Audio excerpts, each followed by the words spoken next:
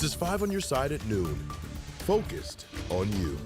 And we start today at noon with a much warmer weekend forecast. Here's a live look outside. This is Belleville. After some very cold days, we actually returned to the 60s today. Thanks for being here at noon. I'm Kay Quinn. It'll be even warmer tomorrow. Meteorologist Gary Frank here with the Weather First forecast. The question, Gary, will we see as much sun?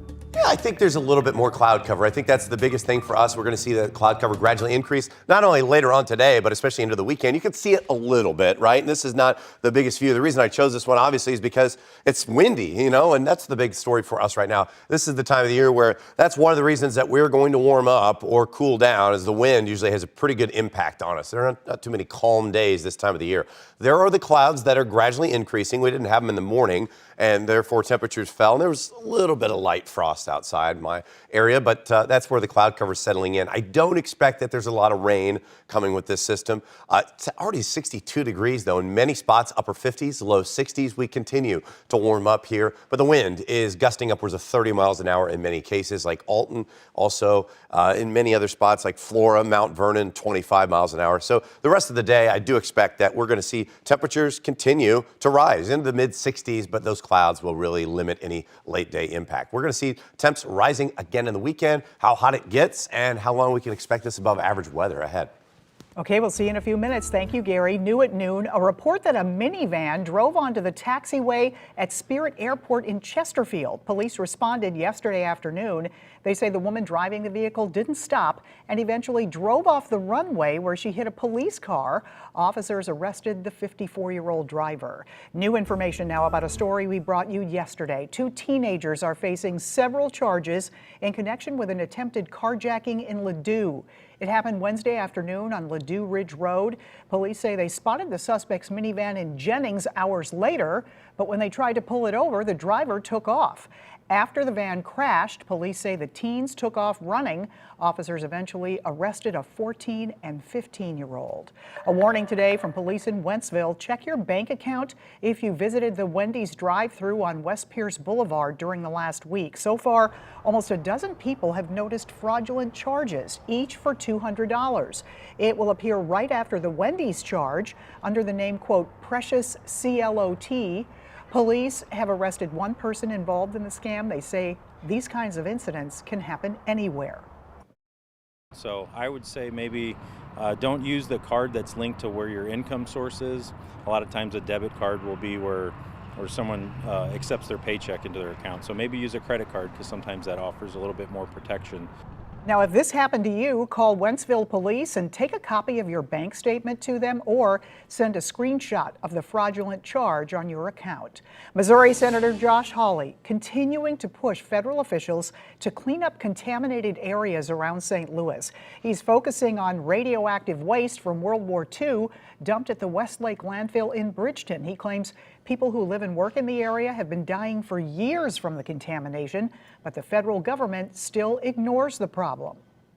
Go look at the cancer rates in the St. Louis region, you'll find them off the charts. You go look at breast cancer for women in particular in the St. Louis region, you'll find it is the leading center of it in the nation.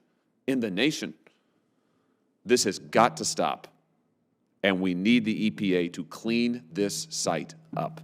EPA officials say the radioactive waste is mostly contained to the 200-acre site at Westlake landfill. The agency also says it'll clean up the landfill once it's done with, quote, pre-cleanup work. That could take months. St. Louis Mayor Tashora Jones in Washington, D.C. today to talk about the city's Guaranteed Basic Income program. She says she's learning from other cities that have already implemented similar programs. Under the program, 540 families will receive $500 every month for 18 months. Those funds are available because of the American Rescue Plan and a donation from St. Louis native and Twitter founder Jack Dorsey. Mayor Jones says the purpose is to put the focus on child well-being. Studies have shown that families that receive guaranteed basic income are able to care for their children in better ways, that they're able to provide for their children and work only one job and be more present in their lives. Eligible applicants for the program must live within city limits and be parents or legal guardians of a child under 18 who's enrolled in a St. Louis public or charter school. Tonight, Interstate 4455 south of downtown will close in both directions. Drivers who have downtown plans this weekend should expect significant delays. 5 on Your Side's Alex Fees has details. If you're heading downtown this weekend for any concerts or shows, be advised you're likely to encounter traffic on the return trip back home. That's because MoDOT will close Interstates 44 and 55 in both directions starting tonight for a period lasting 16 hours. Now, crews will close both eastbound and westbound I-44 and northbound and southbound I-55 between the Poplar Street Bridge and 7th and Park. At the same time, crews will close the ramps from eastbound I-44, northbound I-55 to eastbound I-64, and the ramp from westbound I-64 to westbound I-44 southbound 55 will also be closed at the Mississippi River near the Poplar Street Bridge. Crews will be working on a railroad bridge over the interstate, while MoDOT crews will be completing maintenance work in the closed section of the interstate. Detours will be marked and will mostly use Tucker, Choteau, 4th Street, and portions of Broadway. All lanes and ramps are projected to be reopened, not by Monday, not even by Sunday, but by 4 o'clock Saturday afternoon. Reporting south of downtown, Alex Fees, 5 on Your Side. St. Louis City SC returns to the pitch this weekend for match 2 of the MLS playoffs. Sunday's match is in Kansas City, but there will be so many watch parties happening here at home. The team posted 3 pages of watch party locations, all in different neighborhoods. The match begins at 4 p.m. Most area bars and restaurants will blast it on the big screen. City SC needs to win to stay alive. If there's a third match, City Park will host it Saturday the 11th at 5 p.m. Still ahead, how safety and security concerns are affecting college campuses across the country as the war in the Middle East escalates.